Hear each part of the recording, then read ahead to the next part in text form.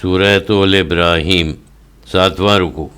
گزشتہ رکوع میں موحد اعظم سید حضرت ابراہیم علیہ السلام کی دعا کا ذکر تھا۔ درس توحید کے مبلغین کو جن دشواریوں کا سامنا ہوتا ہے، اللہ تعالیٰ ان سے واقف ہے۔ جہاں ایک جانب مبلغین اسلام پر احسانات کی بارش ہوتی ہے، وہیں منکرین کے لیے عبرت ناک عذاب ہے۔ ممکن ہے کہ اس عذاب میں تاخیر کی جائے، لوگوں کو اصلاح کا موقع دیا جائے، لیکن ان لوگوں کو ان کے انکار کی سزا ملنا برحق ہے۔ اللہ اپنے وعدے کے خلاف نہیں کرتا۔ زمین و آسمان بدل جائیں گے، اس کا وعدہ پورا ہوگا۔ عذاب اور دردناک عذاب سے ان کو دوچار ہونا پڑے گا۔ یہ سب خود ان کے اعمال کا بدلہ ہے۔ قیامت سے قبل ہی اس کا بیان فرما رہا ہے۔ یہ بھی اس کی رحمت ہے تاکہ لوگ خواب غفلت سے بیدار ہو جائیں اور اللہ کی وحدانیت پر ایمان لا کر عذاب نار سے محفوظ ہو جائیں۔ حضرت ابراہیم علیہ السلام کی مثال ان کے سامنے ہے۔ اگر وہ ذرا غور کریں تو تمام ادیان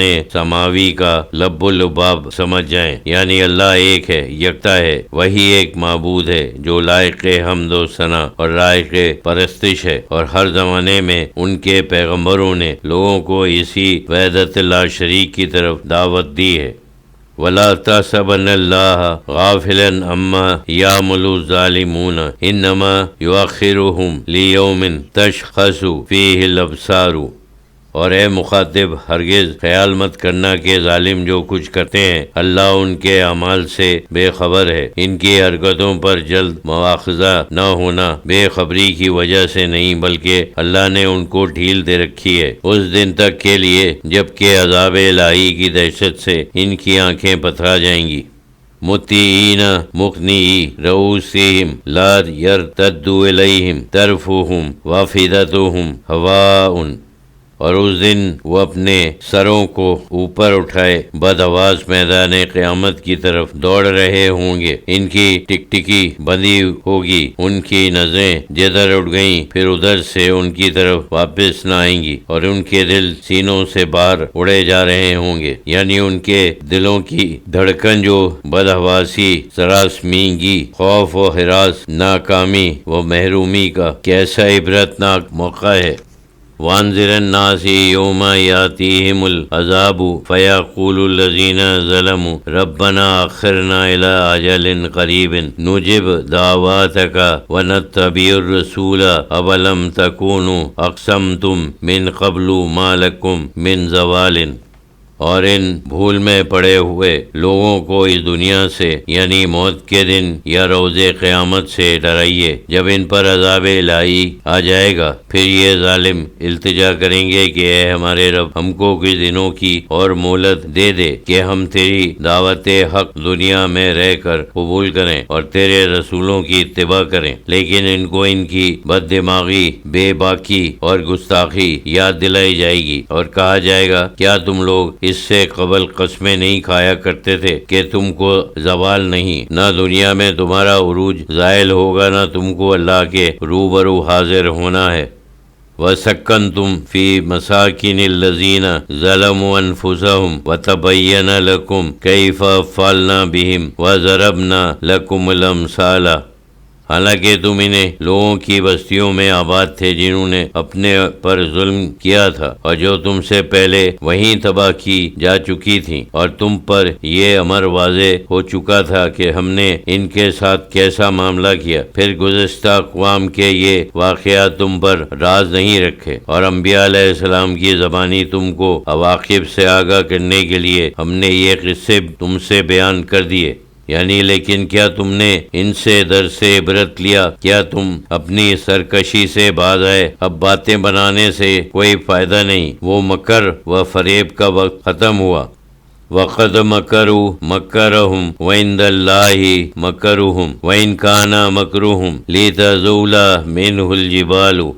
اور ہر دور میں منکرین حق اور ظالموں نے بڑی بڑی چالیں چلیں، انہی نے ہر طرح کی تدبیریں کی، اور ان کی تمام تدبیریں، ان کے مکر و فریب اللہ کے سامنے ہیں یا اللہ کے یہاں لکھی ہوئی ہیں، اور واقعی ان کی تدبیریں ایسی تھیں کہ ان سے پہاڑ ٹل جاتے۔ یعنی ان ظالموں نے حق کو چھپانے اور ہٹانے میں کوئی دقیقہ فرو گزشتہ نہیں کیا۔ یاد رہے کہ ان کے بارے میں اللہ کا وعدہ جو اس نے اپنے رسولوں سے کیا اور جس کی ان کو خبر تھی پورا ہو کر رہے گا۔ فَلَا تَحْسَبَنَّ اللَّهَ مُخْلِفَ وَعْدِهِ رُسُلَهُ إِنَّ اللَّهَ عَزِيزٌ ذُو انتقام۔ پس ہرگز نہ سمجھنا کہ اللہ نے اپنے رسولوں سے جو وعدہ کیا ہے اس کے خلاف کرے گا، بے شک اللہ زبردست اور بدلہ لینے والا ہے۔ یوم تبدل الارض غیر الارض والسماوات وبرزوا للہ الواحد القہار۔